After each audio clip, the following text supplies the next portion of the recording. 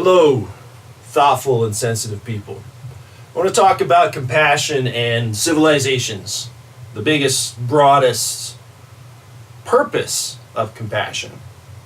Now, what I mean by that is that if you and I and most of the people that we know can get better at practicing compassion for other people, regardless of what they look like and regardless of what they believe, that's a real challenge. Beliefs can support dangerous actions. We see that in fundamentalisms around the world of a political or religious kind. People can use what they believe in order to hurt people, so beliefs themselves seem dangerous. But if we can get to a point where we value the humanity that exists underneath everyone, okay? So beneath all belief systems, meaning get there however you want to think about it. If you can think about this in a spiritual way or a religious way, if your conceptions of a soul are based in a text or in a tradition that's ancient, that's one way to get there.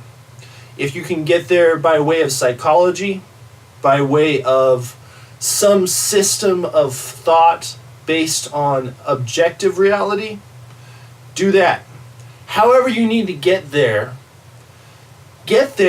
and tell everyone that you know how to get there, because that way we can all continue to enjoy the relative state of peace that we find in the modern world. I've been thinking a lot about the peace in the modern world based on a personal event. My son turned 19, and I wrote him a letter about my father and what I see him doing and the progression that I see through the generations there. And he is more and more in tune with himself, with who he really is. And so the point of my letter was, don't be miserable, be as alive as you can, follow your bliss. And, I send that to him. I don't know what he's going to do with it. Maybe he's going to be a ballerina. He managed actually to shoot far outside of my comfort zone, and he's in India. So that's what he did a few days later. He flew to India. Fascinating time in history to do that. So I want to see this amazing variety that we have in terms of human traditions and beliefs and perspectives. I want to see all that continue out into the future.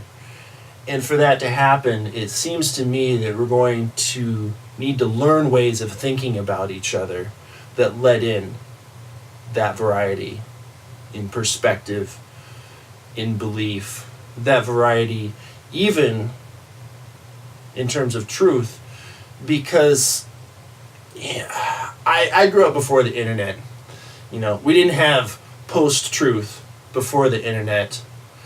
Yet at the same time, that was always the question I had. How is it that people can believe such different things when they're not in the encyclopedia?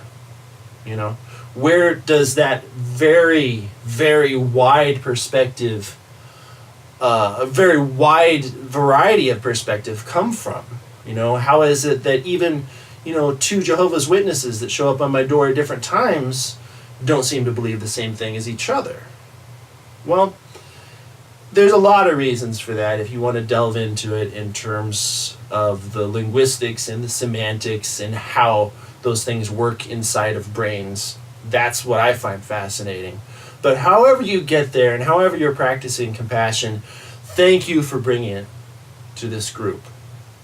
And I hope more and more to have these discussions open up. They're going to go in some uncomfortable directions because we are getting into the very basic foundational layer of reality where everyone has their own personal ontology in a sense. But to be able to share that with other people is beautiful. So thank you for sharing your reality with us here.